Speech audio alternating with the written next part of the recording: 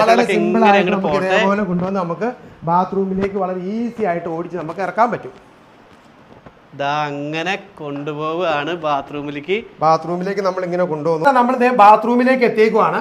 ഇനി നമുക്ക് ആദ്യം ബാത്റൂമിലെ വർക്ക് എന്ന് പറയുന്നത് ആദ്യം നമുക്ക് ക്ലോസറ്റിലേക്ക് എത്തിക്കുക എന്നുള്ളതാണ് ആളെ. രോഗീനെ ക്ലോസറ്റിലേക്ക് കൊണ്ടുവന്ന് ഇതേപോലെ നമ്മൾ കറക്റ്റ് ആയിട്ട് ക്ലോസറ്റിലേക്ക് നമ്മൾ എൻ്റർ ചെയ്ത് വെക്കുകയാണ്. അതിനുശേഷം ക്ലോസറ്റിന്റെ ഹൈറ്റ് അനുസരിച്ച് നമുക്ക് ഇതിനെ പൊക്കണമെങ്കിൽ നമുക്ക് ഇതേപോലെ പതുക്കെ പ്രസ് ചെയ്ത് കൊടുത്ത് പൊക്കണമെങ്കിൽ പൊക്കാം. ഇനി താത്തണമെന്നുണ്ടെങ്കിൽ വീണ്ടും നമുക്ക് താത്തണമെങ്കിൽ ഇതേപോലെ താത്താനും പറ്റും. അപ്പൊ ആ ക്ലോസറ്റിന്റെ ഹൈറ്റ് അനുസരിച്ച് നമുക്ക് വെച്ച ക്ലോസറ്റിലെ വർക്കുകളൊക്കെ നമുക്ക് ചെയ്യാൻ കഴിക്കാം. അതിനുശേഷം നമുക്ക് ഇവരൊന്ന് കുളിപ്പിക്കണം.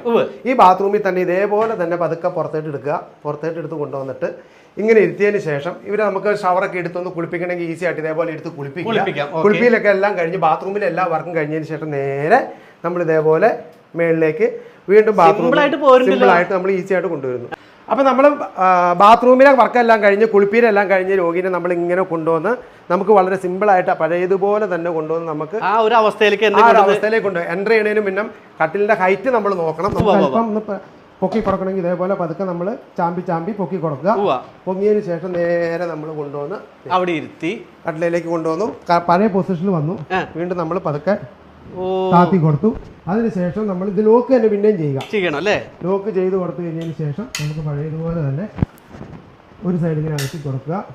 ആള് ഫ്രീ ആയി. അതേപോലെ തന്നെ അകത്തി എന്ത് പെട്ടെന്ന് ഈ ഒരു പരിപാടിയില്ലേ ലോക്ക് ചെയ്തു. വീണ്ടും നമ്മൾ അതേ അങ്ങനെ നമ്മൾ അത്ഭുത കസേര നമ്മൾ തിരിച്ച് നമ്മുടെ പഴയ രീതിയിലേക്ക് നമ്മൾ എത്തിച്ചിരിക്കുകയാണ്. സംഭവം സെറ്റായിട്ടുണ്ട്. അതായത് ഏറ്റവും കൂടുതൽ നമുക്കറിയാലോ കിടപ്പ് രോഗികളെ നോക്കുന്ന ആളുകളുടെ അവസ്ഥ എന്ന് പറയുന്ന ഒരുപാട് ഹോം നേഴ്സുമാര് അതേപോലെ അച്ഛനമ്മമാർ സ്നേഹിക്കുന്ന മക്കള് എല്ലാരും ഒരുപാട് കഷ്ടപ്പെടുന്നുണ്ട്. അയ്യോ അത് ശരിക്കും പറഞ്ഞ അനുഭവിക്കുന്നവർക്ക് അതിന്റെ ബുദ്ധിമുട്ട് അറിയില്ല. പക്ഷെ ചിലര് എന്താ പറയാ നല്ല സന്തോഷത്തോടു കൂടി തന്നെയാണ് നോക്കുന്നത്. ഞാൻ നേരത്തെ പറഞ്ഞ പോലെ നമ്മുടെ ഒക്കെ വീടുകളിൽ മിക്കവാറും ഒരു കിടപ്പ് രോഗി ഉണ്ടാവട്ടെ. ഈ കിടപ്പ് രോഗികളെ നോക്കുന്ന ആളുകൾക്കാണ് ഞാൻ ഒരു സല്യൂട്ട് കൊടുക്കുന്നത്. കാരണം നമുക്ക് ആ ബുദ്ധിമുട്ട് നന്നായിട്ട് അറിയാം. എന്തോരം അവസ്ഥയെ കൂടിയാണ് കടന്നു പോകുന്നത് അറിയാം. ഒത്തിരി പാടാണ്.